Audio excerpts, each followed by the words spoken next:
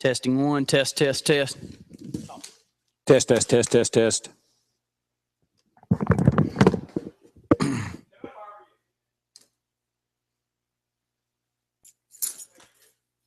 Hey, Chris. Test. Can you hear me talk pretty good up there, Luke? Yeah, I can hear you fine. I'm talking about on the speaker. Testing one, test. Testing one, two. Testing one. About a good. That's worked out. 20. We do it every afternoon. Yeah, and it helps. Good. Yes. Well, if there's no sound in here, when you got about 8 people and we're doing a program, it's like a seance. Yeah, they're scared to say anything. Yeah. Hey, Ann, sound pretty good to you? Ann's pretty good about that now. 7.5. Now, we're talking sports. It's time for the Saturday Sports Countdown with Brett Pritchard, Randy Lee, and Luke Robinson, Auburn. Okay, guys, when JJ gets done talking, you're going to go up automatically, and you can take it from there. Sports Countdown. To be a part of the program, call 256-234-6221. Now, let's join Brett, Randy, and Luke for the Saturday Sports Countdown. Welcome into the Sports Blitz Saturday Sports Countdown. Randy Lee alongside Luke Robinson this morning. Beautiful morning out there and some great college football on tap today. We'd love to hear from you. 800-782-0108, 256-234-6221. Always start off with the high school blitz segment of the program here on the Saturday Sports Countdown. And there's plenty to talk about there. But, Luke, I want to quickly start off. We're going to throw a question of the day out. We got such great college football games. I'm going to throw 2 questions of the day. I think it'll be a little bit easier to answer the first than the second because Ole Miss hasn't played quite as well against Alabama over the last 20 to 30 years as you would expect. But what's your most memorable Auburn versus LSU game? And vice versa, if you're an Alabama fan out there, what's your most memorable Alabama versus Ole Miss game? First, I want to kick it off here at JR Sports Bar and Grill as we are each and every day, most of the time with Sports Call and Sports Blitz throughout the week. Had a ton of phone calls based around that. But I think a lot of the old-timers are going to call in and talk about that 1969 game. Scott Hunter was 22 of 29 for 300 yards passing and 2 touchdowns. Alabama comes away with a victory, but it was Archie Manning's coming out party. And it was really, as you read the articles this week, Luke, it was one of those games that put college football on the national scene as far as television. Yeah, first TV night game. And, I mean, it was a fantastic game, and people talk about it forever. I'm one of those Alabama fans that I don't get into the history as much. I mean, if it's not from when I can physically remember it, I'm not going to worry about it as much. But I do know that game is very historic, and I know that it's one that a lot of Alabama fans remember very fondly. For me, it's the Alabama-Ole Miss game from 1989, and the reason it is because I happened to be there for that game, and it was just absolutely incredible. That was the year, if you remember, Alabama was undefeated until they got to Auburn in the first game ever in Jordan-Hare. And Alabama went down 21-0. Alabama was undefeated coming into that game, and all of us were just despondent. And then all of a sudden, Gary Hollingsworth and the crew, just Craig Sanderson, I know he was on that team. They just turned it on. Saran Stacy was on that team. Lamont Russell. They just had a fantastic squad, and they turned it on, and Alabama ended up scoring 62 points, and Ole Miss may have wound up with 20-something. I don't remember exactly. I think it was 27. I think it was 62-27, the final, but it was absolutely phenomenal to see that kind of a comeback. I mean, down 21-0 in the first quarter, and then you end up winning 62-something. I mean, that just blew us away. You know, and I'm quite the opposite of you. I know that most of those names that you say I'm into. And, you know, when I watched the Manning story, and I don't know how many times you've watched it, but I watched it a lot. When I grew up, I was one of those guys like Peyton. I wanted to hear the old tapes. I like listening to the old names, knowing where they're from.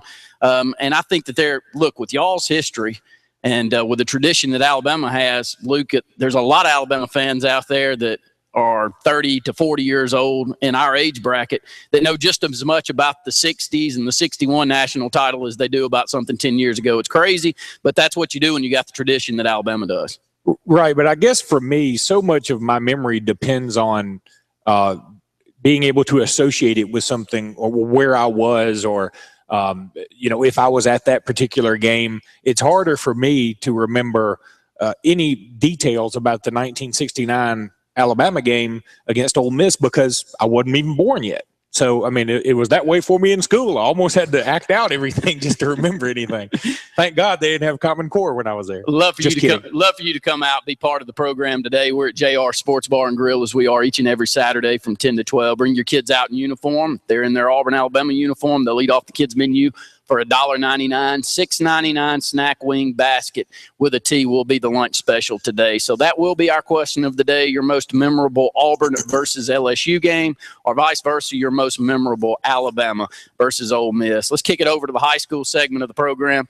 Luke, y'all did the HSA Radio Network scoreboard show last night. Plenty of big region games with playoff implications out there. Just kind of kick it off, some of your thoughts from last night.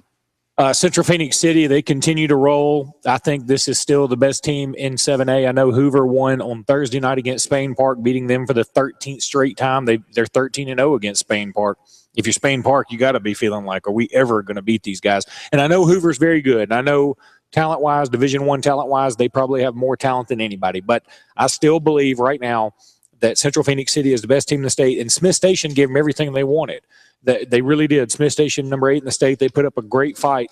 But Central Phoenix City threw a Hail Mary right at the end of the half. And it was one of those things that completely turned the momentum around. And because that game would have been tied at the half, and Central takes the lead going in. Travion Samuel, the Louisville commit, he had another big game. In fact, he caught that Hail Mary touchdown, is my understanding. And I feel like they're going to keep moving pretty strong. Trey McMillan for Baker.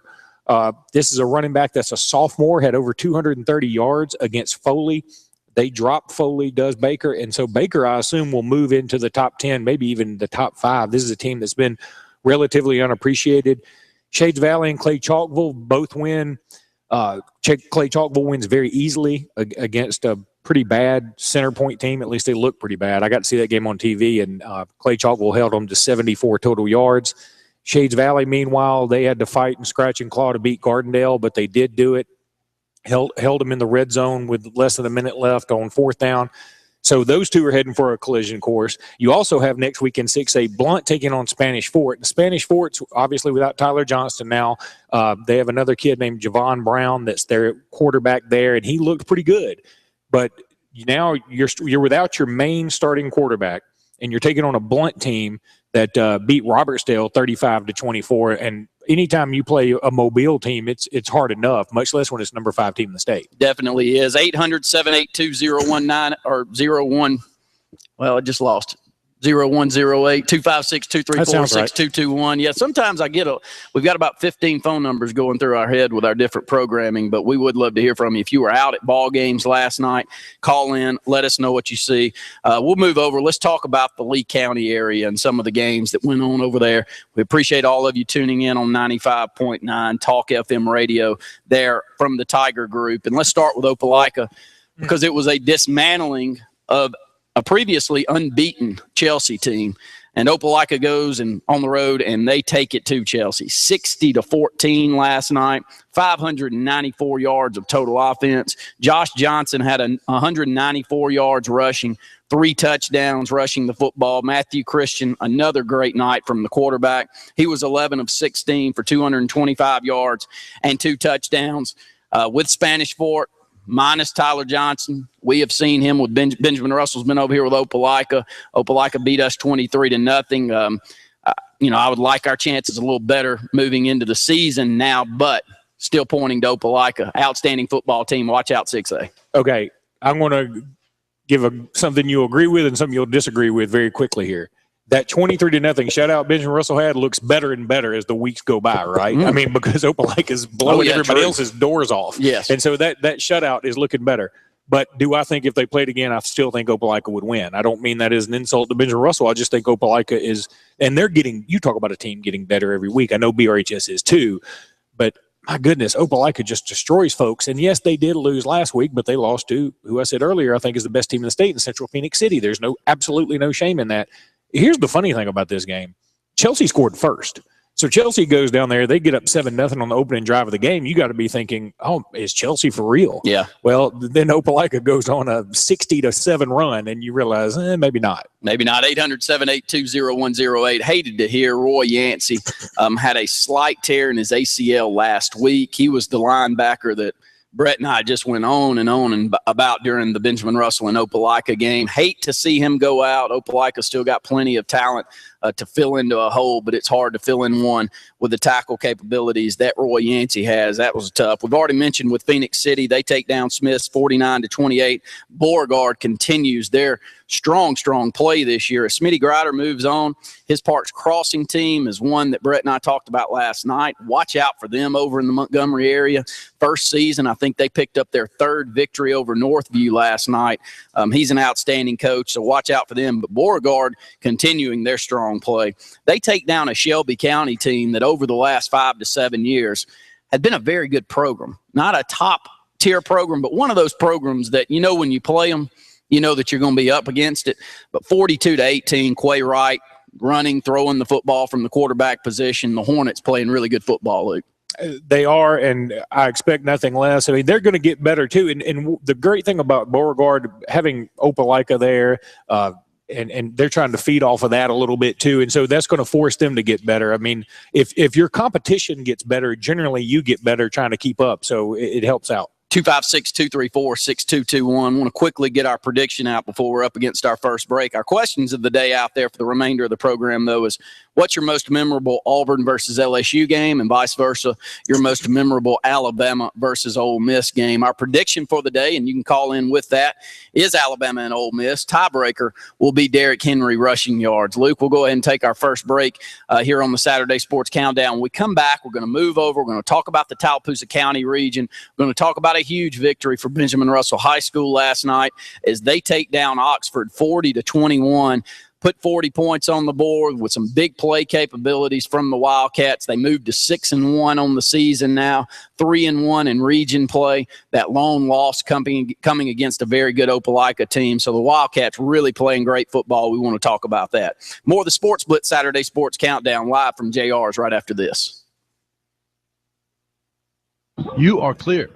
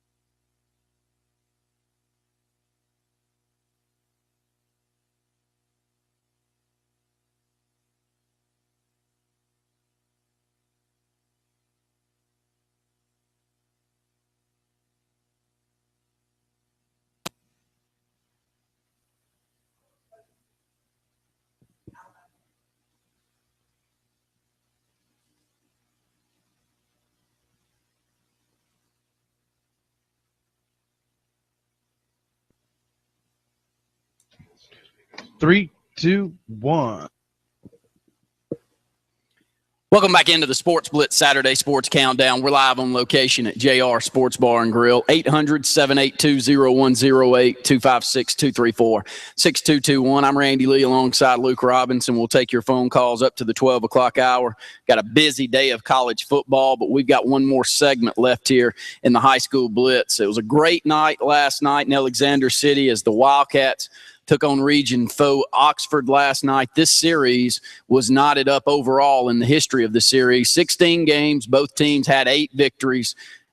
Oxford had scored 302 points in the series. Benjamin Russell had scored 301 points in the series, so it was only 1 point separation. When you talk about those two programs too, Luke, you know that there's a winning tradition there. Both schools have won 3 state titles in the history of the program. Knew what we were up against, but the Wildcats prevail 40-21 last night. It was a great victory. It was, and I think I know Benjamin Russell probably had this thing in hand when it was 19-7 at the half. I don't think Oxford could have come back and won no matter what, but it didn't hurt that Benjamin Russell returns the opening second half kickoff all the way. Definitely. Colby Maxwell takes that one. Only a sophomore for the Wildcats. Going to be an outstanding player for us. Already is. 80 yards for a touchdown on that opening kickoff of the second half. Extended that lead to 26-7. Last night was an outstanding game for Q Johnson and Tyree Gray. We named both of those players our players of the game, as Q Johnson had a 64-yard touchdown reception to kick things off. Tyree Gray did a little bit of everything. He had a 58-yard touchdown run, which, by the way, if you find us on social media, Brett Pritchard had a great call of that last night, and you can go find us on Facebook and Twitter and look for some of those highlights from the game last night. But the Wildcats just getting better and better. And Luke, you said it 6 years ago, I believe now, when you go out and you hire Danny Horn, you kind of relinquish the worries. You pass them along to a great coach like that. You said that about Alabama with Nick Saban. You relinquish the worries, and you're seeing the fruit of his labors over the last 5 or 6 years. Yes, his son moves on, a 4-year starter at quarterback. But to be honest, this team hasn't lost a step as they move to 6-1. My motto with Nick Saban and with Danny Horn is let coach handle it. And that goes for the football team, defensive struggles, special teams, my mortgage payment. I just let coach handle it. Absolutely. On the road, Benjamin Russell will be next week as we head over to Chelsea that got dismantled by Opelika last night, 60-14. But Chelsea was undefeated, so it'll be a huge region matchup. We'll need a lot of you from Alexander City to travel over and to show some support to the Wildcats. Last night it was a tough loss for Dable. And Luke, you were keeping up and keeping us up to date with how that Dable game was going on, and they lose late in the ball game to Munford, 28-21, tough defeat. It is, and Dadeville's offense at some point is just going to have to start helping out the defense. I know that they gave up 28 points last night, but that's what we've been talking about on the scoreboard show is one of two things are going to happen. Either Dadeville's defense is going to be able to hang tough until the offense can catch up, or eventually Dadeville's defense mentally is going to wonder, are we doing this all on our own? And that's going to affect their play. And I think it's been the latter of the two, at least last night. I hope Dadeville can get it turned around. I really do. I think they've got a lot of talent. I think they've got the athletes to make it all happen. Just somehow, some way, chemistry-wise, it's not working, it doesn't seem. If you were out at the ball games, any of them that we've talked about, we'd love to hear from you, 800-782-0108. Back to you, Luke. It was a tough loss and the first one of the season for the Reeltown Rebels. They held a lead pretty much the entire night, and Ranburn comes back and scores late, ties it up at 14. It heads into overtime, and Ranburn defeats Reeltown 21-14. I think it was region title implications on the line last night. Both of those teams were undefeated in region play, and Ranburn comes away with a victory. They do, and it actually was 20-14, and what happened is it goes into overtime, and Reeltown blocks the extra point. So you have to – because Ranburn gets the ball first, and they score a touchdown on the second play. Reeltown blocks the extra point, and if you're Reeltown, you got to feel pretty good that something good's going to happen, and they couldn't get in the end zone. But the story of the game is that Reeltown, a team known for not making mistakes and playing sound fundamental football, gives up a scoop and score for 7 points to tie it up with about 4 minutes left in the game. They were just running the ball, trying to take the air out of it a little bit. And it didn't work out. And it's one of those moments that if you're an offensive-minded coach, you could say, see, that's why we don't go into some kind of prevent offense. But I mean, Reeltown kind of does that all the time anyway. I mean, that's how they play football. But in the end, I said that, look, let's come out with a silver lining here. I think that if you're a Reeltown fan, what you can say is, okay, pressure's off to give Jackie O'Neal a 15-0 season. We don't have to worry about that anymore. But let's go win a state championship. We're going to have a loss. That's okay. It doesn't matter if you bring home that trophy. I really do believe there in 2A they're as good as anyone they'll take on also. So that could be a great way to send out Coach O'Neal, who's been one of the better coaches here in the state of Alabama during his tenure. Horseshoe Bend, tough night last night as they take on Elmore County, move up a couple of classifications to take on that Elmore County team. They're defeated 48-3, so that's a tough loss for Horseshoe Bend, who is coming off a great victory over Collinsville on the road, 30-12 the week before. Again, we'd love to hear from you if you were out at some of the ball games. 800-782-0108. Back over to you, Luke. Big games on tap next week. We got a lot of them, and any other final thoughts on the high school blitz segment of the program from last night? Just going through a few of my notes here. First of all, Parker and Ramsey in Birmingham played a classic. Ramsey, nobody thought they'd be any good, and they make their way into the top 5. They lose the game to Parker when they fumble on the 1-yard line with 3 seconds left. So they end up losing that game by 6, 40-34. Viger, they're 2-3 now, and at some point, why don't we call them the Notre Dame of 5A? Because no matter how many games they lose, it seems like they keep being ranked. I don't know that Viger deserves to be ranked anymore at this point because their offense really isn't showing up. DeSharius Flowers, the Alabama commitment at running back, he's been injured all year, so that hadn't been working out quite as much. T.R. Miller, they lose last night to Op. T.R. Miller was number 2 in 3A. Op scores 29 points in the fourth quarter. Washington County, number 2, they in Class 2A, they beat Mobile Christian 50-0 and scored 6 touchdowns in the first quarter. I didn't know you had enough time to do that in the first quarter in a high school ball game. I've watched some. I hate to say it, but over the last 3 or 4 years on some of these road trips, and Brett Pritchard sitting there listening, and he's laughing in, and it can happen, buddy. Some of these teams are just so much better, and in this state, there's no other way to say it. There's some bad football teams in this state. Okay, if the over-under of a high school game is 109.5, you got to feel pretty good about it, right? Well, if you took the under in the Tarrant-Tanner game, I got bad news for you. Tarrant loses to Tanner, the number 5 team in 2A, and they lose 77-33. There were 16 total touchdowns in the game, 1,042 yards total in the ball game. Crazy night. Yeah, it's been a crazy night overall. As I close out, as we're heading into the college blitz portion of the program, and ton to talk about there, it is that 6A, and it's some of those teams, and I guess with Brett and I doing Benjamin Russell games, it's who's separating themselves there in 6A, and it's the northern half of the state that I just can't get a grip on. I think it's Clay Chalkville. I want to say Shades Valley's good enough, but for whatever reason, Shades Valley's defense, they're just giving up too much, Luke. No, I agree with you, and part of me, I just did an interview with Keith Mixon and Shades Valley's coach about Keith Mixon for B Metro magazine because I think so much of this kid. Sports Center or Game Day just did a special on Amir Abdullah from Homewood. I think Keith Mixon is the next Amir Abdullah, and Alabama and Auburn are going to just let him walk on over to Starkville. I think it's a huge mistake. But having said that, I love Shades Valley. I love their players. Darren Payne's awesome. Rashad Louis at quarterback. But I watched some of that Clay Chalkville team last night. They have got athletes on top of athletes on top of athletes. They are going to be tough to beat. And now that Spanish Ford, I know they've won 30 in a row. But without that starting quarterback, I mean, I don't know how you can't move them away from number 1 right now, but I would not consider them the favorite in 6A anymore. If anything, you may think Opelika, who's number 4. I think one of those 4 teams is definitely going to win it, though. You know, and don't hold me to this, but this is the way that Brett Pritchard saw the bracket lining up for Benjamin Russell. If we finish second in the region, we'll host the first round of the playoffs. We get a victory there, we'll be on the road to Spanish Fort week 2 of the playoffs. We're getting better. I'm not going to throw it out there, but the closest game Spanish Fort's had out of those 30 victories, Benjamin Russell went down there, lost 21-10 in the third round of the playoffs 2 seasons ago. had them 3rd and 16 at the 4-yard line, down 14-10. They're about to punt out of the end zone, and they hit one. So I hate to say it, I like our chances if we go down there and to play a good game. Of the 4 teams, Shades Valley, Clay, Chalkville, Spanish Fort, and Opelika, if you're Benjamin Russell, I'd rather pay Spanish Fort, and I didn't think I'd say that 2 weeks ago. 800-782-0108. More of the Sports Blitz Saturday Sports Countdown right after this. You can see the morning, but I can see the light.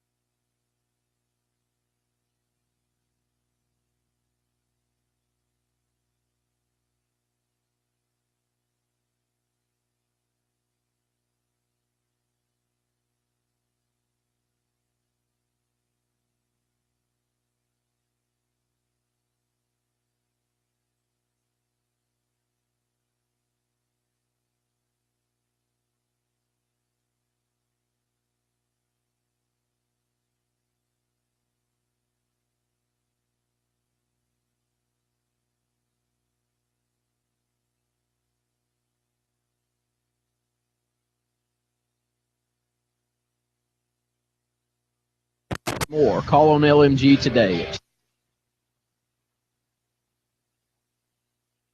Welcome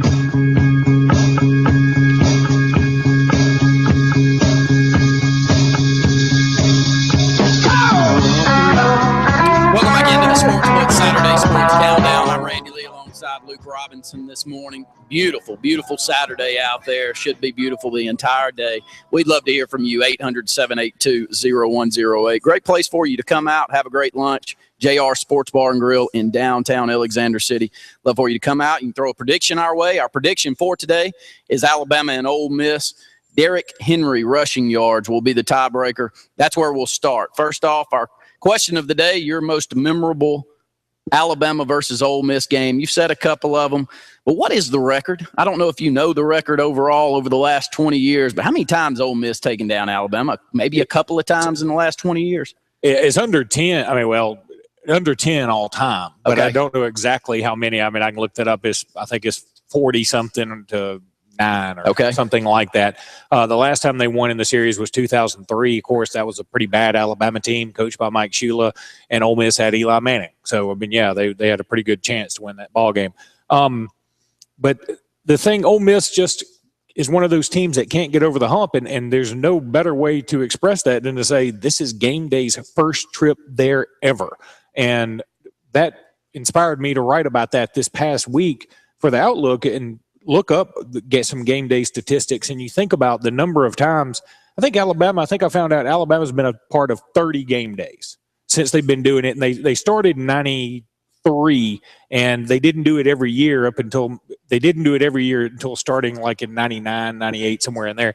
But Alabama's been a part of 30. Ole Miss hadn't been a part of one. Like, Ole Miss couldn't accidentally get one. They've been to Williams College. They've been to North Dakota State twice. They've been just about everywhere. And they hadn't been to the Grove. Something about that tells you, okay, our program's got some issues. Well, what it tells They've you been is, to Vandy. Even a great team for Ole Miss struggles getting through this division. So they're going to end, even the Eli Manning teams, with 3 losses is an outstanding season for Ole Miss. Can either of the Mississippi schools, we'll start off with that question for you, with Ole Miss and Mississippi State, can either of these two schools, and which one do you like with a better chance to get over the hump and maybe get to a 10-win season this year? I think Mississippi State. I do. I think Mississippi State has a better shot because Mississippi State's already jumped over one of the big hurdles, and that's winning at LSU. And anytime you can get a win on the road in the SEC, it's a big deal. And I know that Ole Miss has one against Vandy, but Vandy's so bad this year, they just about don't even qualify for the SEC. So I feel like it will be Mississippi State this year. I love the athletes they have. I love their quarterback. I love their defense. Chris Jones along the defensive line. I just love everything they got going on over there right now. But here's the thing. Both Ole Miss and Mississippi State have a very tough stretch, just like Alabama and just like Auburn and just like LSU and Arkansas, because they're all in the SEC West. So it's very tough coming up. After Alabama, Ole Miss has to travel the very next week to Texas A&M. Mississippi State, they host Texas A&M this week. Well, then next week they host Auburn. So, things just don't get any easier for anybody. They definitely don't. 800-782-0108. I've heard so much from Greg McElroy this week, and every time I've heard him, whether it be on his program or some others that he's on with a guest, he feels like Ole Miss has to play a clean slate this week. No turnovers, can't have the ball given back to Alabama by no stretch. He thinks defensively Ole Miss can stay on the field with this Alabama team. It was a much closer game last year than you would actually look at that final score there. But the problem is Bo Wallace. He is throwing 70+%, 71% completion percentage, 1,271 yards on the season. He's got 11 touchdowns. But the issue is those 6 interceptions. And you just can't do that against an Alabama defense today. Yeah, and Alabama defensively just now got off having an interception schneid. They ended up having 2 last week, but those are their only 2 of the year. Ole Miss, conversely, has 9 interceptions on their defensive side, so you hope Blake Sims doesn't throw any today. But Bo Wallace has thrown 6 picks this year, and sometimes he looks like Bo Wallace. But I speak for every Alabama fan, and I know this phrase has been beaten ad nauseum, but they don't want to get Stephen Garcia today. Stephen Garcia for South Carolina in 2010, he looked like the best quarterback in Southeastern Conference history that particular day. But Alabama hopes not to make Bo Wallace look like that. I'm hoping the game day situation, the enormity of the moment, crushes Ole Miss a little bit. It's a big deal. We had a representative from Ole Miss, Brandy Ratliff, on Tuesday night talking about this and how excited everybody is, and the campus is already going crazy. if it's already going crazy Tuesday, by the time Saturday rolls around, everybody's about ready for a nap. Good points. Jerome, you're on Sports Blitz. Yeah, guys, I just want to holler at y'all, see what's going on, and I think Alabama will take Ole Miss down. I think the final score was going to be, I'll say, 42 to about 28. All right.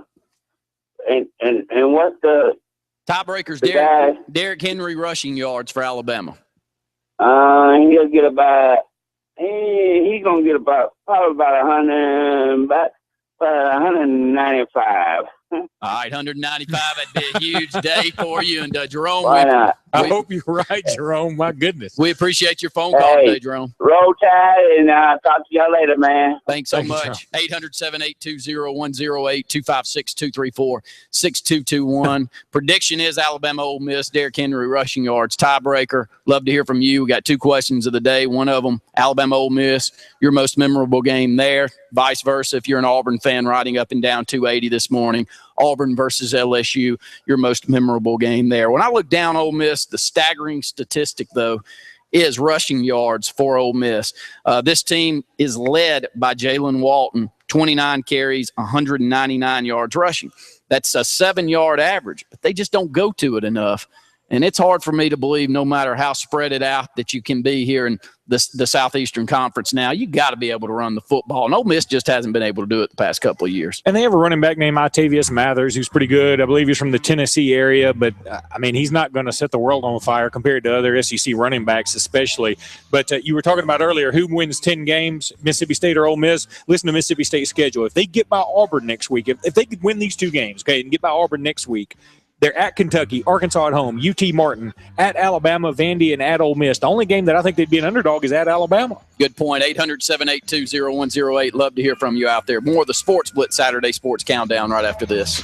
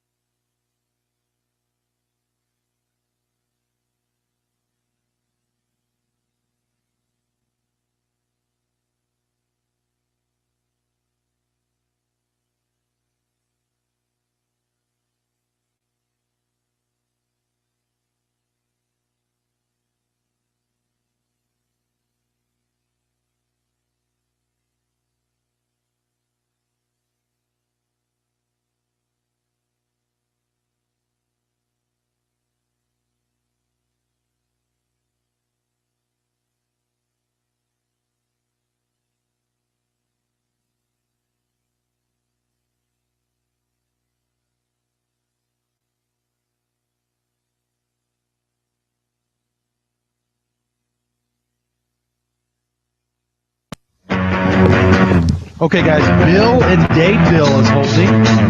And we'll go back 3, 2, 1. Welcome back into the Sports Blitz Saturday Sports Countdown. We're live on location at JR Sports Bar and Grill each and every Saturday from 10 to 12. Love to hear from you. 800-782-0108. Let's go back to the phone lines. Bill and Dadeville, you're on Sports Blitz. Hey, my most memorable Auburn LSU game was in 1994 when Auburn intercepted all them passes. Yeah, the interception game for Auburn. Auburn couldn't get anything going offensively in that football game, but Jamie Howard was the quarterback for LSU, and for whatever reason, they continued to throw the football even though they had a lead against that Auburn team, and Auburn picks another one off and takes it down the left sideline for a touchdown. It was a great game, Bill.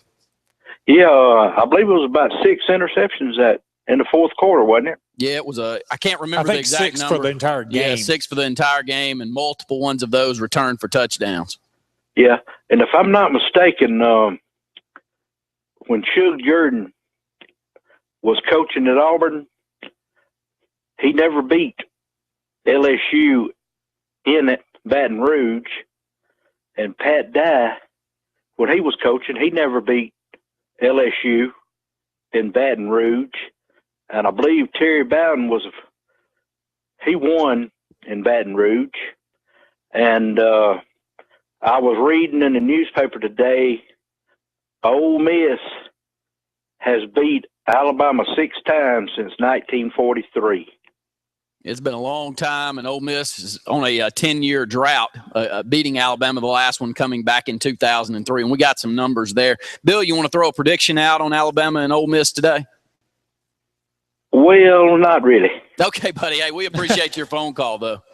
All right. Thank you. Thank you so much. 800-782-0108, 256-234-6221. Randy, I remember where I was for that interception game. I was in my room at the SAE house at Alabama, and I think that I may have placed a friendly handshake wager on LSU that day. And I remember thinking, okay, got this game in hand. And then somebody said, hey, Auburn just scored. And I was like, oh, no big whoop. Hey, Auburn just scored again. And then I had to go sit in my room and watch the rest of it. And then I was upset just because Auburn won. I didn't care about the other side of it. But, yeah, I remember that game like it was just a Curly Hallman and Jamie Howard just throwing the ball all over the place. And, in fact, Auburn intercepted the ball in the last play of the game, if I remember right, because they had to throw it in the end zone to try and score with no time left, and Auburn got another pick. In the modern era, Bama has lost in 68 and 70 to Alabama, which is the Archie Manning era. The only game Archie lost was that classic in 1969 where Scott Hunter played so well.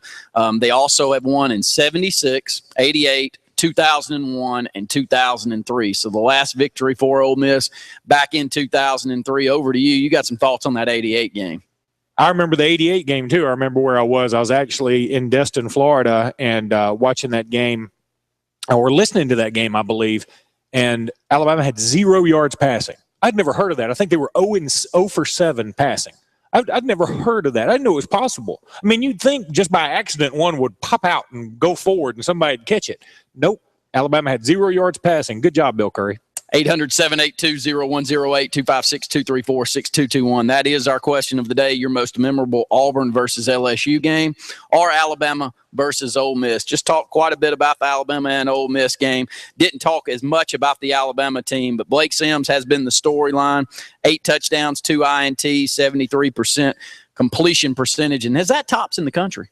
It's close if it's not I think top. it is. I believe Alabama as a team is very close to that mark, but I don't know that Blake Sims is first in the country. I'm not sure. Let's go back to the phone lines. Brian and Eclectic, you're on Sports Blitz. Alabama 38, Ole Miss 17. Now, how many rushing yards for Derrick Henry? 210. 210 yards would be a huge game, Brian. Brian, you probably won more predictions than anyone out there, so good luck to you, buddy. Elmore Kennedy beat Coach Bay last night football 48-3. Yeah, it That's was right. a tough loss for the Generals, but a great victory for Elmore County. Thank you, Brian. Thank you, Brian. We appreciate it. 800-782-0108. But your thoughts with the Heisman Trophy, we talked about Amir Abdullah, who's from Homewood High School, by the way. We've said it a few times on this program, but he gets out of the state of Alabama, and he's in the top 5 whoever's talking about the Heisman's talking about Amir Abdullah for Nebraska right now. But Amari Cooper, I'd guess he's 3 to 5, and the lack of a great game by Oregon and Marcus Mariota has to move Amari Cooper up the list this week. But he has 43 catches, 655 yards, 5 touchdowns, and Lane Kiffin coaching. They're going to give him every opportunity to put a staggering number up there in receptions this year. I totally agree. Here's a chance. For a wide receiver, it's very difficult to win the Heisman Trophy if you don't return kicks or if you don't go on defense every now and again or do something funky. But if he has a huge game like he's been having, if he gets over 100 yards again today and he leads Alabama to victory, it's going to be hard not to have Amari Cooper number 1 in your Heisman talk. I mean, who is number 1? I mean, please, nobody bring up Marcus Mariota anymore. Oregon does the same thing. They are as predictable as you can possibly be. They lose to somebody they shouldn't every single year. And he may have another big game somewhere, but I think, in my opinion, he's done. And you know what? He's got another year if he wants to come back. Let him come back and do it. So far, Amari Cooper's been doing it every single week, and he looks like the best player in the country. If I had to put my prediction on there, I'd say Todd Gurley 1 currently, and then 2 and 3, Amari Cooper, Amir Abdullah. That's the top 3 in my opinion, and Todd Gurley will have to continue to play outstanding football, and Georgia's going to need to win. They're going to need to get to an SEC championship game, I think, to get him over the hump. Well, here's the thing, and I think Todd Gurley's great too, and I think a couple of weeks ago he would have been my Heisman leader, and I love Amir Abdullah. I think he should be up there. But I think tonight Michigan State will probably handle Nebraska. Now, if Amir Abdullah goes off in that game, he may take the lead. But you're right, Georgia's going to have to do something. I mean, they didn't look very good against Tennessee, and I know it's not all Todd Gurley's fault. And sometimes people win the Heisman from mediocre or just barely above average or even bad teams. But I think if Alabama continues to win and Amari Cooper continues to do what he's been doing, I mean, it's going to be hard not to vote for him. 11 o'clock kick this morning. Very seldom do you look over and you see a number 6 team in Texas A&M taking on a number 12 team in Mississippi State with an 11 o'clock kick. Those were set aside for 2012 Auburn teams, where Brett and I were up here at the break of dawn having this program go off at 7 to 9. That's what you expect at this time. So what a day, Luke, for everybody to be out there and to start. If you're on the television tube and you're going to be pulling in games today, you'll never have to turn it off. There's one great one after another. Yeah, I've already said, let me just go ahead and get my groove in the couch just the way I want it, because I'm going to be sitting there all day. We'll talk a bit more about that as we come back from break. 800-782-0108. Our prediction today, Alabama versus Ole Miss, tiebreaker, Derrick Henry, rushing yards. Go ahead and call in or find us on our social media outlets with that. More of the Sports Blitz Saturday Sports Countdown live from JR's right after this.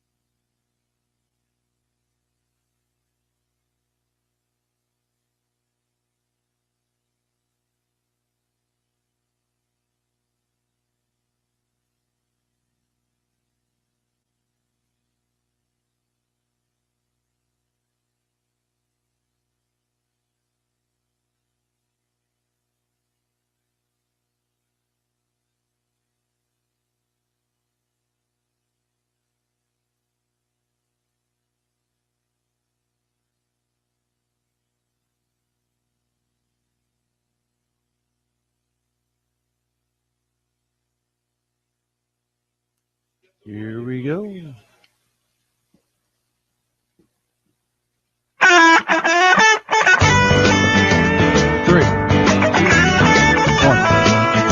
back into the Sports Blitz Saturday Sports Countdown. I'm Randy Lee alongside Luke Robinson this morning. Love to hear from you, 800-782-0108. We're in beautiful downtown Alexander City. You can tune us in. I'm sure you are on 97.5 Kowaliga Country. Or if you're moving over to the Auburn Opelika area, you can pull us in on 95.9 Talk Radio in the Auburn Opelika area, and love to have you continue to tune us in throughout the day. And we're going to talk more about this Auburn and LSU game now. And Lucas, a huge matchup for both teams. LSU already with one loss here in the Western Division. It's do or die for them. They moved to 2 losses in the West. They can forget any championship implications coming up down the road, I believe. But a huge game for Auburn. Night game. They'll welcome in a true freshman quarterback in Brandon Harris. What can he pull off? Some of your quick early thoughts on the ball game tonight. I think on paper, Auburn wins this game pretty easily. But LSU is one of those teams that you don't get to beat on paper. I mean, they've got as much talent as anybody. It's not that experienced, obviously. This is all stuff people know. Leonard Fournette and Brandon Harris, they look really good. Brandon Harris actually came down to Auburn and LSU. Ends up picking LSU. And the hat, Les Miles, I mean, these are the kind of games that he can sometimes sneak around and win. But I really believe Auburn's going to win this ball game. I think the line may even be a little bit low. I think that LSU's just got too many problems on defense. Now, John Chavis did a fantastic job against Gus Malzahn last year. I know Auburn fans like to say, well, if this hadn't – I mean, bottom line is LSU won that game pretty easily. Yeah. And they were up 21-0. And if they would have been up probably 24-0, then the game definitely over if Les Miles had not tried a fake field goal for some incredibly stupid reason. But that's what Les Miles does. Those things sometimes help him win. Those things sometimes get him beat. Lately, they have been getting him beat more often than not. If you watch that Mississippi State game, I guess if there's one thing for Auburn fans you can hang your hat on is they have been pretty poor on their defensive front, especially in getting quarterback or mobile quarterbacks down to the ground. Dak Prescott ate them up alive in that ball game. Nick Marshall kind of got things going last week for this Auburn attack. He's now up to close to 300 yards rushing on the season, 42 carries, 273, 6.5 yards. But as Auburn fans, and I guess we got spoiled with the season offensively last year, we've sputtered a bit and need to find some ground and being able to move the football running. It has been a pretty good yard so far on the season. But, Luke, if you point back to last year, and you said it before the season started, you thought Trey Mason loss would be more than we'll be talking about. Artis Payne is averaging 117 yards per game. But he'll need a big one in a game like this for me to think that the offensive front and Trey Mason and the loss of both of those is not to be worried about the remainder of the season. And Cameron Artis Payne is averaging 117 yards, but that's kind of deceptive. I mean, it's his 117 don't look like Trey Mason's 117, not in the least. Trey Mason's a much better running back. In fact, I think Auburn's got better running backs on the roster, but for whatever reason, they're not playing right now. Now, it may be they're not picking up blitzes. They're not doing whatever else they need to do. That's fine. And Auburn's certainly doing well enough without my help. But I don't think Cameron Artis Payne is in Trey Mason's league. Also, when you lose a second pick in the draft in Greg Robinson, I mean, you're going to have a drop-off. The thing is, Auburn fans had the same euphoria that Alabama fans had after 2009, that we're never going to lose again. I mean, you can't stop this offense. Nobody can stop this offense. Well, Kansas State with a bunch of walk-ons did a pretty doggone good job, and LSU's going to do better than you think. But I think Auburn's going to win easily. I'm just saying everybody always catches up. Eventually, soak it in. I say that all the time, Randy. Soak in last year's season, Auburn. Soak in 2010, because you don't know when they're going to come back around, because everybody catches up, especially in the Southeastern Conference where there's such a demand to win all the time for everybody. 800-782-0108. We've had a lot of phone calls throughout the week on Sports Call asking about the injury situation to the two middle linebackers for Auburn, as well as Patrick Miller. Just kind of quoting what Philip Marshall has said quickly from Auburn Undercover about 3 hours ago. No final word on any of the three injured Auburn players, but knowledgeable sources say that offensive tackle Pat Miller, as of Friday, was not expected to play in tonight's game. Miller and linebackers Casanova McKenzie and Chris Frost went down this past week. We'll see if the other two are in there, and I think that it's very important that those two middle backers against a big, grounded-out running attack from LSU. Luke, I heard so much about Leonard Fournette, and look, he may come to Auburn tonight and run for 220. But when I watch a replay of these running backs for LSU, they're lacking second-level speed. Burst. I don't see that quick burst. They are powerful. They're good-looking players, but they don't have that back there that you go, oh, no, if I let him get behind me, it's all over. No, I totally agree. I'm blown away by the fact that Leonard Fournette hadn't blown me away. I mean, I heard so much about him. In fact, some people in SEC Nation were saying he's going to be in the Heisman race. And he does on film. He's incredible. He's awesome. He's unbelievable. But so far, I just hadn't seen anything. Now, I'm like you. Look, everybody has that breakout game. True. Emmitt Smith had one at Legion Field against Alabama. I remember that pretty vividly as well. And so everybody's got to have that game. I mean, it hardly ever starts out with the first game, maybe even the second game. But by now, you'd think we'd just seen something out of Leonard Fournette that is more than just doing the Heisman pose against some soup can in a touchdown that didn't matter. Yeah, and that's going to be the big part of the game. I know we're up against our top of the hour break, but Auburn's defense has been such a strength this year in comparison to what we've seen the last few years. You look at overall offense, the defense only allowing 90 yards rushing per game. The big number there is Auburn's only allowing 28 yards rushing in the second half of games, 0.4 yards per carry. Big stat. Can Auburn's defense continue to play as well as they have been, especially in the second half? Only giving up 222 yards passing, which is 50th in the country. That's an improvement. Going up to 50th in the country is outstanding, and only giving up 16 points per game, which is 15th in the country. Luke, that has been the one thing you can hang your hat on as an Auburn fan this year, that improvement is being shown defensively. Oh, I don't think there's any doubt about it. Now, I mean, again, they're getting LSU at a great time. You're getting Brandon Harris, who has looked fabulous as a reserve role, but sometimes when the reserve gets the starting nod, it changes something in them mentally, and they don't play quite as well. So, LSU, most of their best players are true freshmen. And Auburn's getting them at a great time tonight. I think Auburn wins by 10, 14 points. Last 10 SEC champions, Auburn and LSU have combined for 5 of those. Auburn with 3, LSU for 2. You can probably count in Alabama with a number of those following that up. So this has always been a huge game, especially since we've moved to divisional race. Auburn and LSU has gone a long way with determining who's going to play for the conference championship. Up against the top of the hour break, love to hear from you, 800-782-0108. Our prediction today is Alabama and Ole Miss. Rushing yards, Derrick Henry will be the tiebreaker. One more hour left here on the Sports Blitz Saturday Sports Countdown.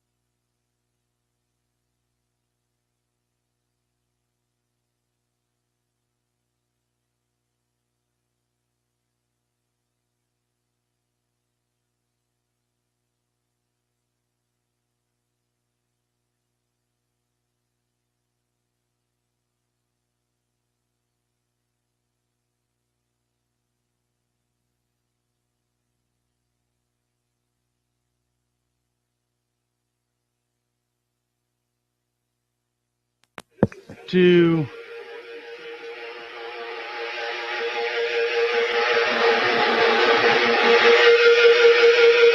Okay, now 3, 2, 1. Welcome back into the Sports Blitz Saturday Sports Countdown, live on location at JR Sports Bar and Grill. Love for you to come out, have a great lunch. 800-782-0108, 256-234-6221. Luke, I will reiterate exactly what Daniel just said. College football has started today, and very seldom do you see two great games starting at 11 o'clock like you're getting in the SEC this morning. No doubt about it. Tennessee just kicked off, and they had a nice return, but it's going to be moved back for a personal foul. And Texas A&M also had a nice return on their kickoff. Yeah, and we've got a big game coming up against Texas A&M and Mississippi State, so that's a big one. We're going to move in and talk about that now quickly before we go into this second hour of the program. Great specials up here at JR Sports Bar and Grill each time you hear. The special today will be 50 wings for $32, or you can get 20 fingers for $32. So either one of those, both will not be in the platter. These will come in a pan, so you can take those back to your house. You can take them tailgating with you.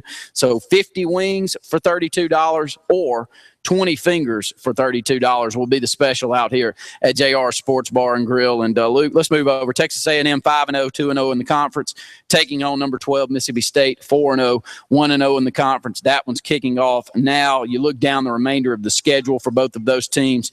It's tough. All of us in the West are struggling. How do you point to this game? Who do you like? I know you like Mississippi State as a winner, but just give me some reasons why you like State. I just think Mississippi State, with their senior quarterback, I think they've got a very strong defense. I love some of their wide receivers, Darunya Wilson specifically, and it just feels like it's time for Mississippi State to make a move. Yeah, Darunya Wilson from Winona High School was one of the best basketball players here in the state of Alabama. I think Auburn and Alabama got in on him late, didn't they? Yeah. And you look at his stat line. Really, both of them got in on him kind of for basketball, and neither one of them was dying for him on football. Which is crazy. 10 receptions on the season, 175 yards, 4 touchdowns. It's those 4 touchdowns that are the big number. Josh Robinson, what a season he's had. I didn't see this one coming, Luke, but 62 carries, 485 yards, 4 touchdowns, almost 8 yards per carry. Did you know that much about him before the season kicked off? He came out of nowhere, but he just ran all over and through LSU. He definitely did. And Dak Prescott doing exactly what we thought he would this season, as he's up to 964 yards passing. Big number there, 11 touchdowns, only 2 INTs. But he's done exactly what he did last year running the football. 6 yards per carry, 378 yards, and 3 touchdowns. So this is 2 great offenses here, I think. The question is which one of the defenses can stand up and make some plays, because if you look at the offensive numbers, 400 yards passing per game for Texas A&M, vice versa, 270 yards rushing per game for Mississippi State. So 2 differing teams, but right at 600 yards of total offense for Texas A&M this year. 400 passing, 200 rushing. Luke, where does it give? I don't know, but it better give somewhere. Texas A&M just scored 7. So, they just put 7 on the board just like that. There's not even 2 minutes gone in the game. Kevin Sumlin has been a coach that on the opening drive, Luke, has had a knack for taking the football, going to script, and putting the ball in the end zone. I can't remember the exact numbers, but it has been huge percentage of their opening drives of football game, taking it down, scoring TDs. Well, and it's a pretty good philosophy to have. Go down there, take the ball, get points, try and take the wind out of the sails of the home crowd. Now Mississippi State's going to go on offense, but they were just absolutely run over on that particular drive. I tried to look at it as best I could while we're up here doing the show, and every time I turned around, A&M was getting 12, 13, 14 yards. First drive of the game for Tennessee. They're held 3 and out. They'll punt directly back to Florida, so this is a big game, but not the game that we saw in the 90s, Luke. This was a monster game every year. When you had Peyton Manning taking on Danny Werfel and that Florida team, and both of them competing for national championships each year, Florida finally winning one in 1996. A long time since we saw a Tennessee team like that. If you take out the national championship game of 2011, game day has been to this game more than any other SEC game 7 times. Otherwise Alabama and LSU will have tied if you count that one. But this one, game day just seemed to always be there. You could just write it down. But this particular year, I don't think so.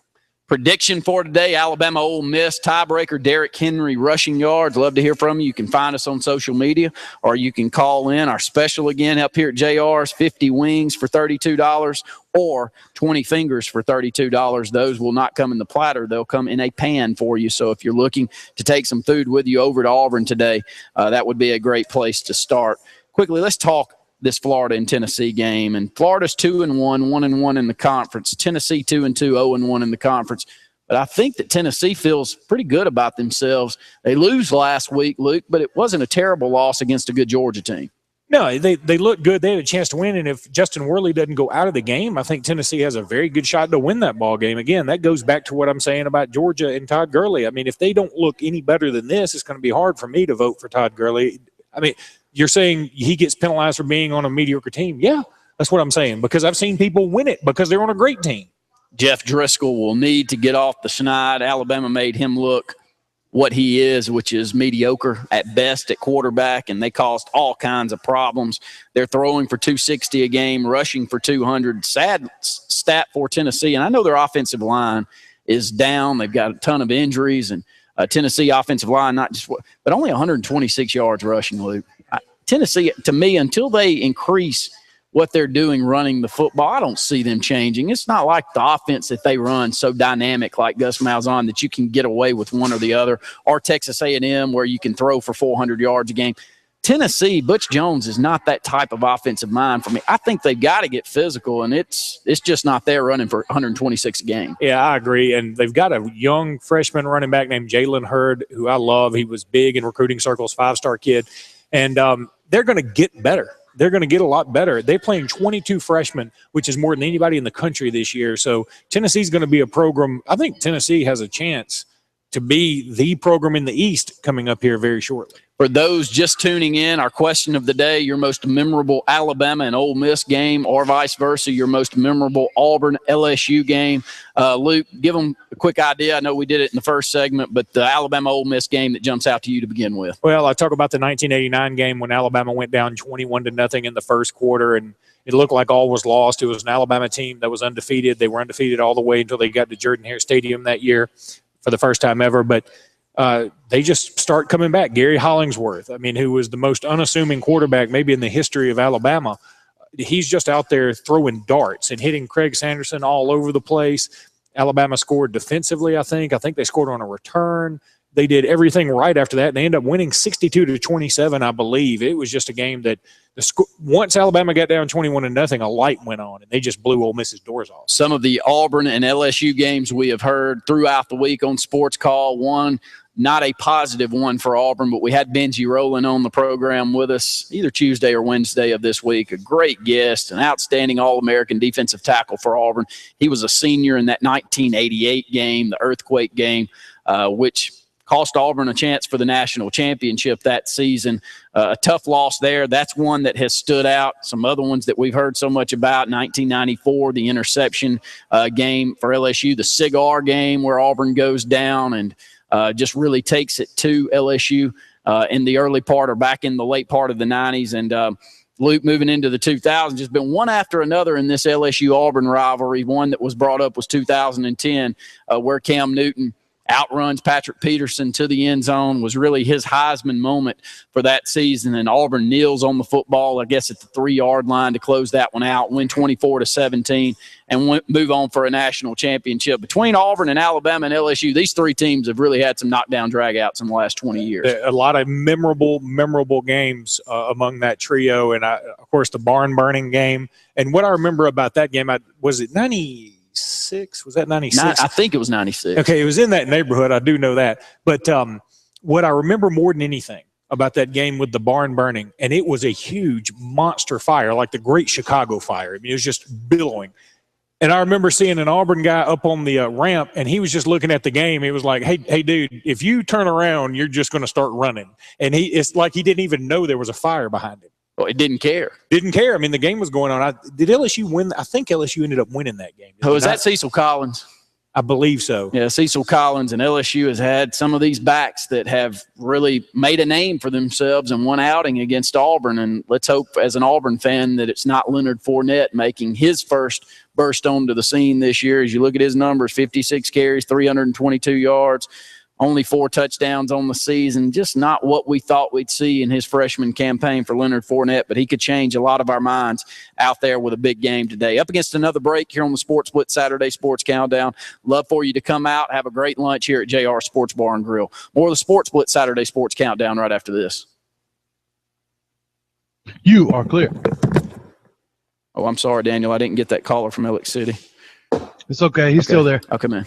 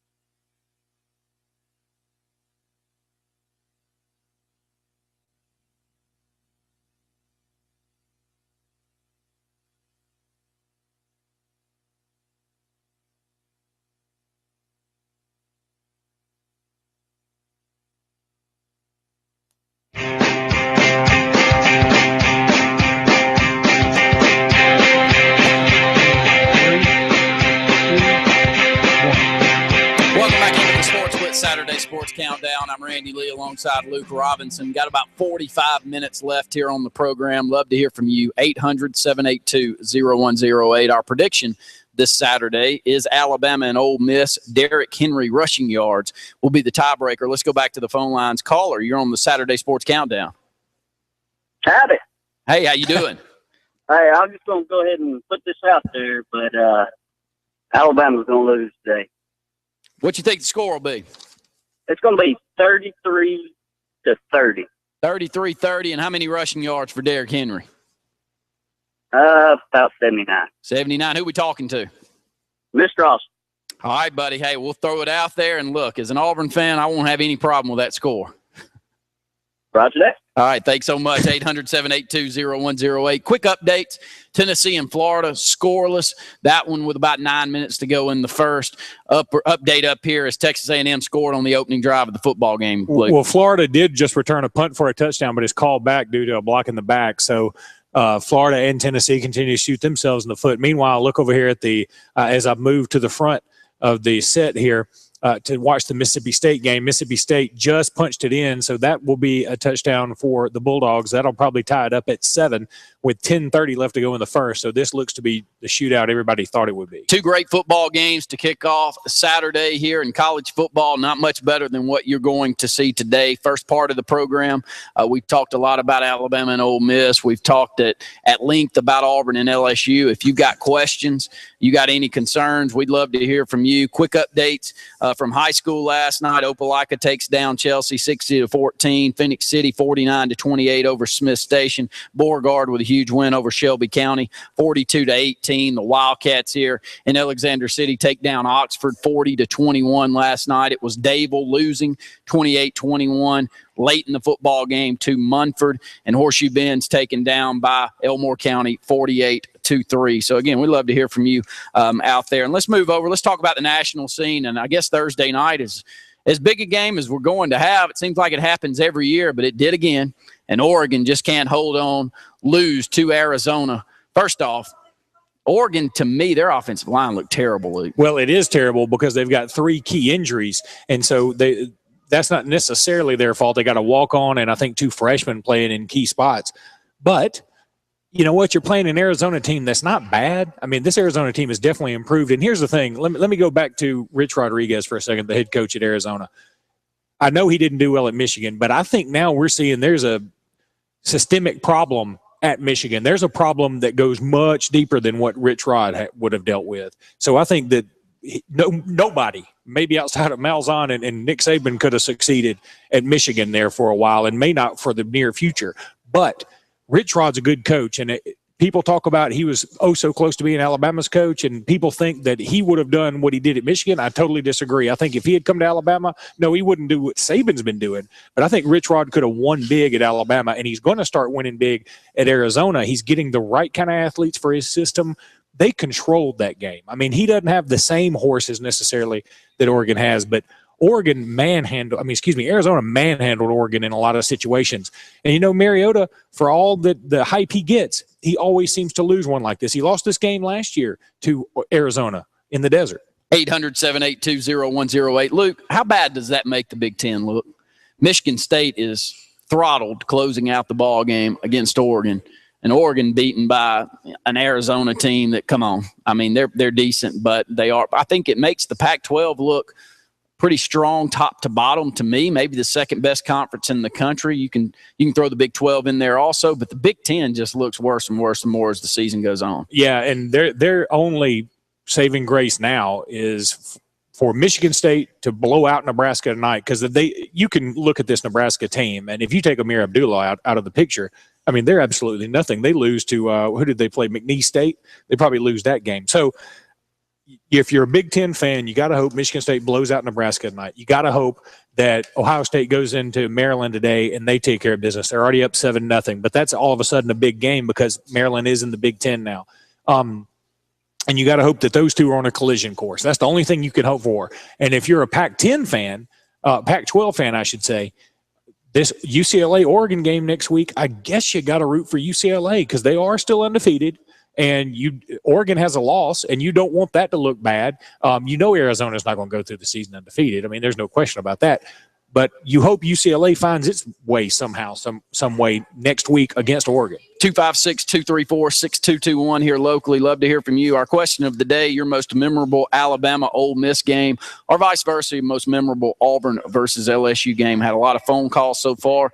The prediction is Alabama and Ole Miss. Tiebreaker will be rushing yards for Derrick Henry. Specials up here at JR's. Got a lot of people coming in and out. 50 wings for $32 or 20 fingers for $32. Those will be given to you in a pan, won't be in the platter format, so you can take that out to your tailgating, whether you're hanging out at the house watching Alabama Ole Miss, or up and down Highway 280 heading over to Auburn for a big game tonight, as Auburn will kick off at 6 o'clock versus LSU. Luke, we've talked at length. Let's move back again. If folks are just tuning into the program, talked about Alabama and Ole Miss. Let's look at the strengths. What do you consider the strengths for Alabama against Ole Miss today? Well, I think one of the strengths is obviously going to be Amari Cooper, no doubt about it. But I want to see somebody else get out there and take control from the wide receiver position. DeAndre White's going to be a game-time decision. Where's Chris Black? Where's Ardarius Stewart, who's made some highlight reel catches, but against questionable competition? So let's see somebody else. Where's O.J. Howard? I want to see some of those guys. I want to make sure that this offensive line can handle the incredible defensive front of Ole Miss. On the hoof, I've been saying this all week. That's been my favorite saying. On the hoof, this Ole Miss team, they look as good as any defense in the SEC. They've only given up – the most points they've given up this year is 15 points. And Cody Pruitt's still back there. He's a ball hawk. They've got 9 interceptions. That leads the SEC. So Alabama's going to be put in some situations where they're going to have to complete some longer passes. Now, I know they did against Florida, but, the things just got out of control for the Gators. I don't think Ole Miss is going to give up a lot of bombs like Florida did. So Alabama's just going to have a lot of ball control today. But going back to strengths, I think another strength for Alabama is their defensive line. Ole Miss's offensive line leaves a little to be desired outside of Laramie Tunsil. Yeah, and if you look at points given up, Alabama's 9th in the country, only allowing 14 points per game. Ole Miss is number 3 in the country, only allowing 8.5 points per game. When we come back, we'll talk a little bit more about both of these big games today, and we'll take your phone calls, 256-234-6221. More of the Sports Blitz Saturday Sports Countdown right after this.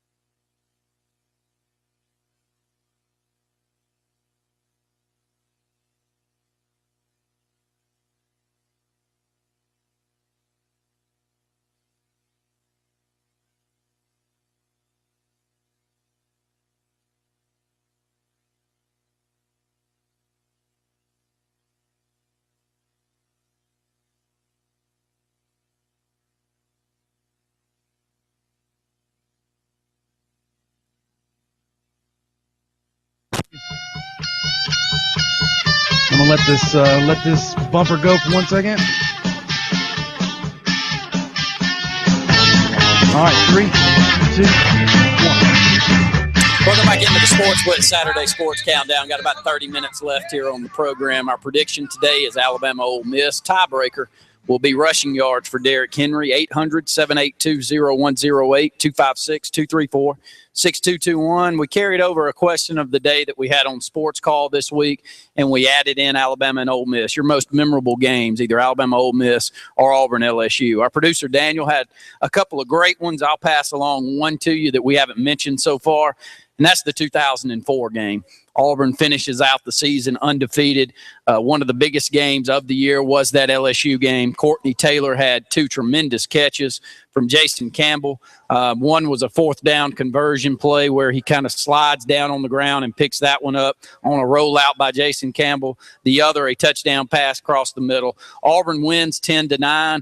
I guess one thing that jumps out to Luke as an Alabama fan was the call on the extra point. Auburn misses the extra point, but LSU called for jumping over the center, and that one was given back to Auburn. Talked about that on call also this week. If you remember, the second extra point was literally rolled back to the holder, and the holder did a great job of getting the ball down, and Auburn makes it, wins the game 10-9. But it was the most bogus call in the history. That's why I love it whenever Auburn fans love to say Alabama gets away with this or LSU gets away with that. I mean, that you want to talk about a call winning a game for you. That was the most bogus. That call is, I don't know that it's ever been made since or was ever made before that. I don't even know that they had ever heard of the call before.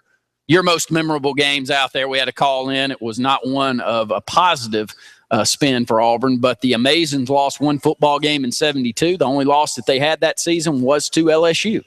So possibly, as you heard from Shug Jordan, never won on the road at LSU. The same for some other coaches there for Auburn. I think Pat Dye also. So Terry Bowden getting over the hump there. But again, we'd love to hear from you. We're talking Auburn, LSU, talking Alabama, Ole Miss.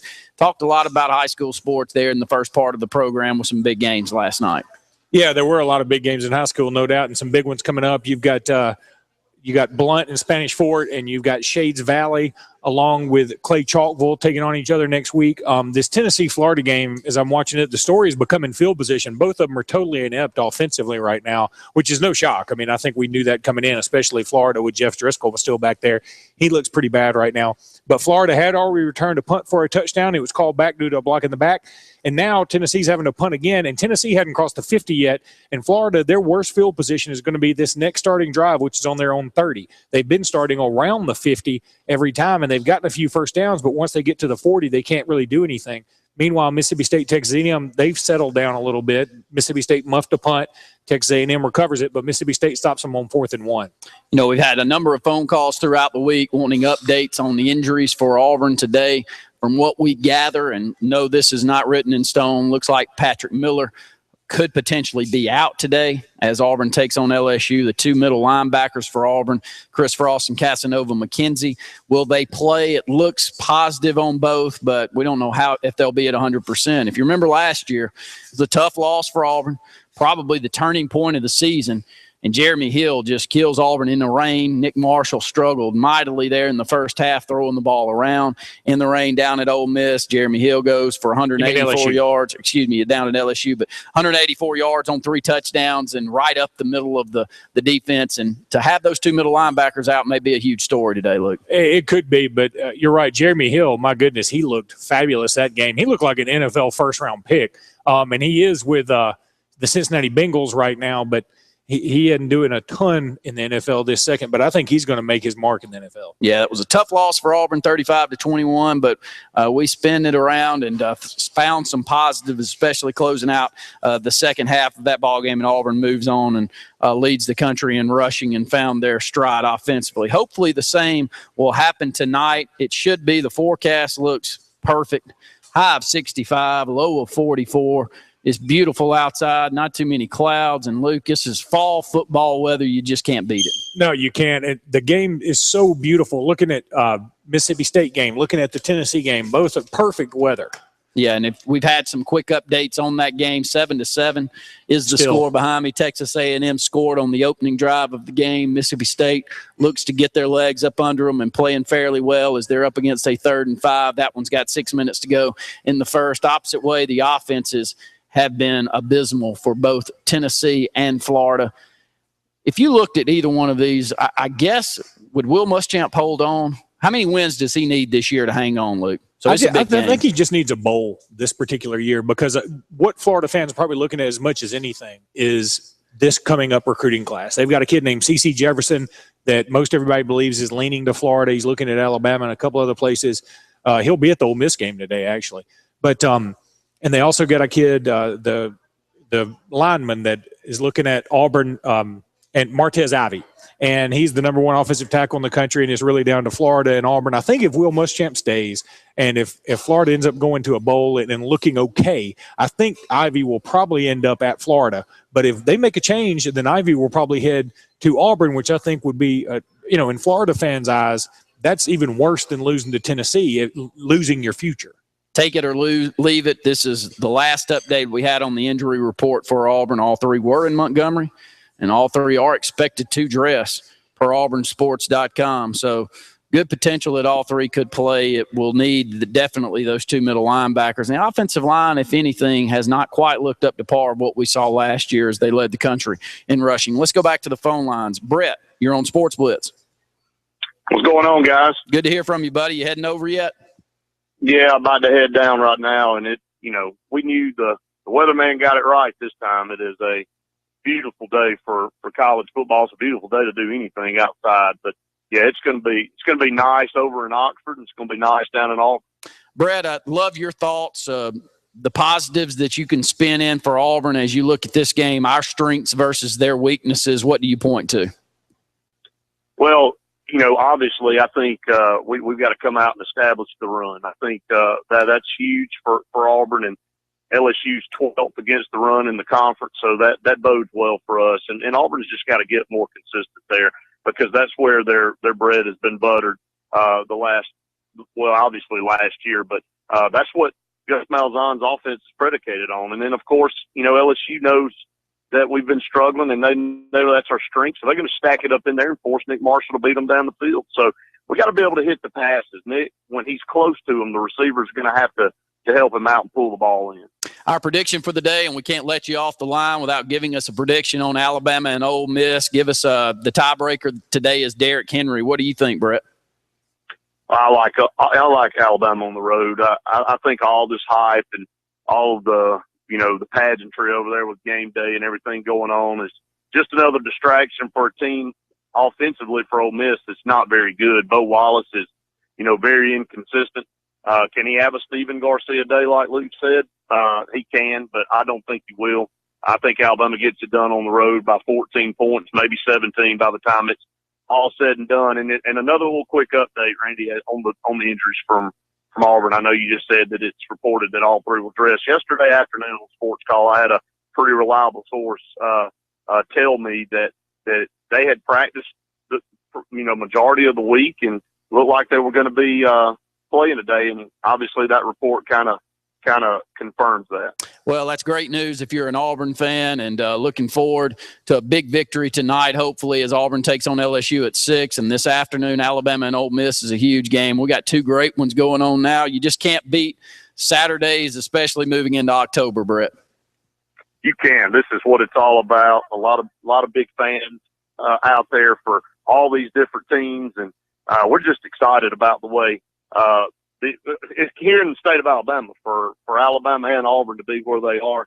2 big games on marquee matchup. Thanks for the call, buddy. Look forward to seeing you.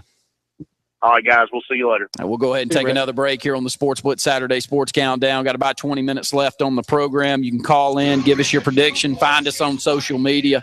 Also, the prediction is Alabama and Ole Miss tiebreaker, Derrick Henry rushing yards. More of the Sports Blitz Saturday Sports Countdown right after this.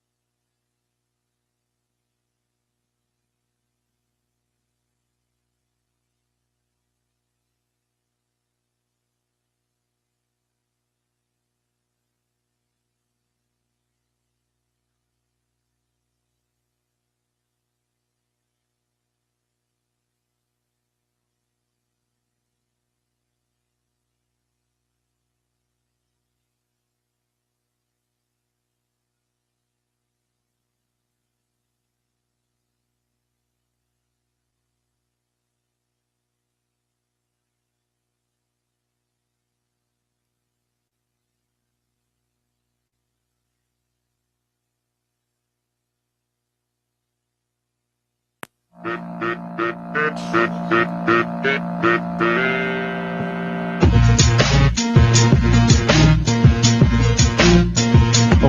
here we go in 3, 2, 1. Welcome back into the Sports Blitz Saturday Sports Countdown, live on location at JR Sports Bar and Grill. Great specials today, game day specials. 50 wings, you can get those for $32, or 20 fingers for $32. Those will be given to you in a pan, not in the carry-out tray that they normally do. So you can pick those up here at JR Sports Bar and Grill. If you want to call in, get that order set, or call in for a delivery out to your house, it's 256-329-2328. Prediction today is Alabama Ole Miss tiebreaker. Derrick Henry. Our question of the day: your most memorable Alabama Ole Miss game or Auburn and LSU. Call us in 800-782-0108. Luke, breakout stars. We're moving into the second half of the season for both of these teams. I'll start with Alabama. Players, you mentioned some on the wide receiver front, but any other players that you look to make an impact here to move out the season? Well, I was going to go Darius Stewart at wide receiver because I know that he can make plays. I've seen him with some big catches, and he had some big catches and big plays he had some big plays in the 8A game. So I think he can do it, and they're going to have to find somebody else. Do you want to consider O.J. Howard a breakout player? I mean, because he's been mostly ignored this year, I think he could have a good second half of the season. And who else? Defensively, let's go with Reuben Foster. Let's see if Reuben Foster can finally catch on, can finally learn some of the defensive play calling and use some of that intensity he brings and some of the hard hitting he brings, but couple that with the fact that he's going to be in the right position. Secondary play, I think, was a question mark going in for Alabama this year. But for those of us that haven't watched or haven't paid as close attention to Alabama games, can you give us an update how the secondary is playing? Because they'll be tested today. Bo Wallace will definitely go back. Great receiving core for Ole Miss, and they put up a ton of yards. That's been the majority of their offense, as you see Laquan Treadwell for 300 yards receiving, and Cody Core from Auburn High School, almost 300 yards receiving for him. But talk about the Alabama secondary. Well, Tony Brown is going to be the one most people are going to keep their eyes on. I think Eddie Jackson, when is he going to be fully healthy? And Cyrus Jones, when are things going to finally click 100% for him? I mean, look, if you're an Alabama fan, you think Cyrus Jones, the thing you think more than anything is you remember him chasing Mike Evans last year in the Texas A&M game on that 94-yard touchdown. So I think I want to see Cyrus Jones do something that makes me remember him for something good. And hopefully that'll happen. Landon Collins is what Landon Collins is, and that's probably the best NFL prospect on this team right now, which is saying a lot. If it's not Amari Cooper, it's Landon Collins. Special teams plays, always important when you get into big football games like this. And so far, kicking has been a strength for Alabama in the first part of the season. The punting from J.K. Scott, he's looked fabulous. He's come in as a true freshman. And if you look at him in the media guide, you'll say, oh, that's good. Whose son is that that's 12 years old? I mean, he does not look like he should be kicking in a college stadium, but he's done a whale of a job. And Adam Griffith, people are going to remember him from the Auburn game last year. That wasn't his fault. It's a 57-yarder. He was cold. And he's only missed one this year, but he's been dead on target. And he had a great story written up about him this week about his being a Polish immigrant, and he didn't even really know English until he was a little bit older. And it's a really great story. I think a lot of people are going to be pulling for this kid. Yeah, some of the things I'll be watching for on Auburn and LSU on the Auburn side tonight is there at the running back position. Does Rock Thomas get into the game? Does he become a part of this offense? We've seen him back there in the return game and the plays that he's made there, but do we see more of him in the return game? On the offensive line, will we start seeing with Patrick Miller if he's unable to go 100%? Will we see Braden Smith get some snaps on that offensive front? So far, it's been somewhat of a struggle with the offensive line, if you can make it that way, but we were just spoiled rotten last year with what we saw offensively for Auburn. Big question mark for us is the same as Alabama. C.J. Uzoma had a big touchdown catch this past weekend, but for the most part, the ball's not going his way all that much also. I think he can make more plays for this Auburn offense, and that will be a storyline tonight. But as Brett Pritchard said, LSU 12th in the conference against the run. Auburn needs to impose their will and get this running game going and get third down conversions going here in this football game. Yes, Auburn is second nationally in third down conversions, but I think that's a little bit you're not looking at it quite right when you look at the last 2 weeks. Tigers have started 2 for 9 against La Tech on third down conversions, 0 for 5 to start the football game against Kansas State. That's how Auburn gets their momentum. That's how they get their up-tempo game going, is converting on those third downs, and that'll be a huge stat tonight, Luke. Yeah, it certainly will as Mississippi State takes the lead, Randy. I'm watching this game going on. Josh Robinson, we talked about him earlier, second touchdown on the day. You talk about a guy that's come out of nowhere. I mean, you could have named a litany of players in the SEC that you'd say should be first team, and you'd never gotten to Josh Robinson. You wouldn't have, but he had 485 yards rushing, 8 yards per carry coming into the game, and that's his second touchdown. He's gone from 4 to 6 touchdowns on the season. Watch out. Looks like an all-conference performer. More of the Sports Blitz Saturday Sports Countdown right after this.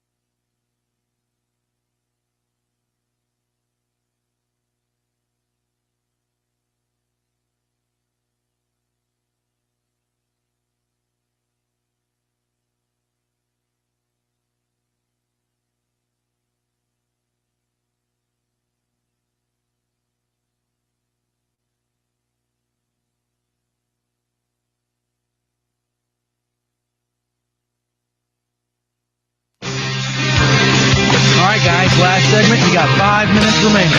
3, 2, 1. Welcome back into the Sports Blitz Saturday Sports Countdown. Got about 5 minutes left here on the program. Reminder out there, 256-329-2328 is the delivery number up here at JR Sports Bar and Grill. They've got some game day specials going on. 50 wings for $32 or 20 fingers for $32. Those will come in a pan, so you make sure to call in and get that and take that out tailgating, or if you're going out to your house, you can call that delivery number also. Let's start with Alabama and Ole Miss. Luke, give us your your prediction on the game? And Derrick Henry is the tiebreaker if you still got a few minutes left to call in with that one. But how do you see this game playing out tonight? I'll say Alabama 30-23, but it's closer than I want it to be. I think that Ole Miss will hang around there for a while, and Alabama will maybe pull away late or be ahead 10 points seemingly all game, and Ole Miss scores, and every time they score, Alabama returns the favor. So, and I think Derrick Henry has somewhere around 70, 80 yards. I'm going to go 31-14 Alabama. I think that maybe they break down a couple of times in the secondary, but I just don't see much from Ole Miss being able to keep up with this Alabama team. And I guess the biggest thing for us to continue to watch, I know that it's not all that important when it's a team game, but Amari Cooper, if he can stay on the path and continue to get the yards and receptions that he is currently getting, he will continue to be up there in the top 3 in the country in the Heisman race. And watch out as the season progresses if Alabama continues to win football games. Alabama's going to move him all over the place to find out, what kind of defense Ole Miss is in and who's – because if they're playing man-to-man on Amari Cooper, they're going to want to throw him the ball for sure. And if it's a zone defense, they're going to move him everywhere to try and get his hands on the ball. I'd be shocked if Alabama's first play isn't to Amari Cooper today. Auburn, LSU, give us your prediction on this game, Luke. I'll say Auburn 28-13. 28-13, and that'd be a big win for Auburn, and that would really bode well for the defense, which is only giving up 16 points per game, and that's about as good as we've seen an Auburn defense in quite a while. Well, with Brandon Harris coming in there, the only thing I would warn about is everybody thinks it's such an awesome thing that Brandon Harris coming in there for his first start. He's a true freshman, and Leonard Fournette, he's also a freshman, and everybody's going to be so intimidated. Sometimes kids are too young to know that they're supposed to be intimidated. And I'm going to give Auburn a victory, 31-24, a little bit closer than you do. And I think LSU will find some things in the middle of the defense and be able to run the football a little bit against Auburn. But I hope our offense gets back on track and we pick up a big victory. As Luke, we've had a ton of phone calls out there, and you can't beat the weather. And if you're looking for a day to have multiple televisions in your house, then today is the day. But if you don't have that luxury, you can come out to JR Sports Bar and Grill as we are right now. Quick update, Mississippi State leads Texas A&M 14-7. That one's just starting the second period. Tennessee and Florida, they're still hard to watch right now. SEC Network wants some money back. Yeah, these two teams, which one of them is going to be able to put any points on the board? It would be the biggest question mark right now. So looking forward to a busy, big day out there. And, Luke, some other big games around the country that we'll be looking for. I guess the biggest one was that Oregon game. Getting them out of the top 5 was a good thing for the SEC West, I believe.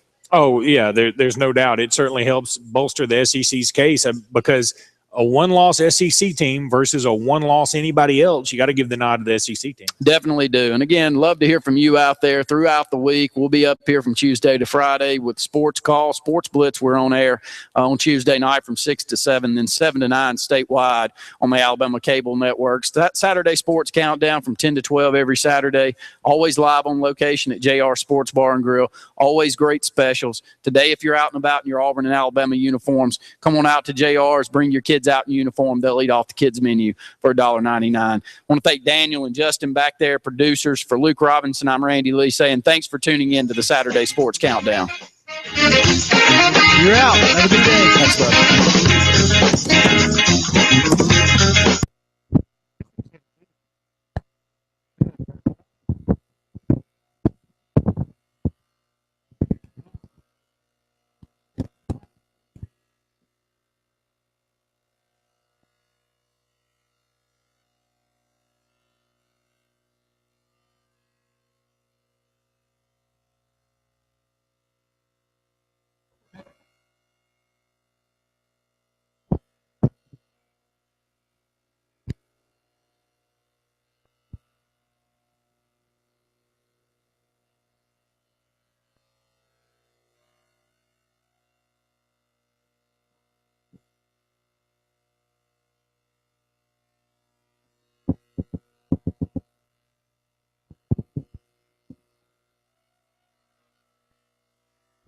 Mm-hmm.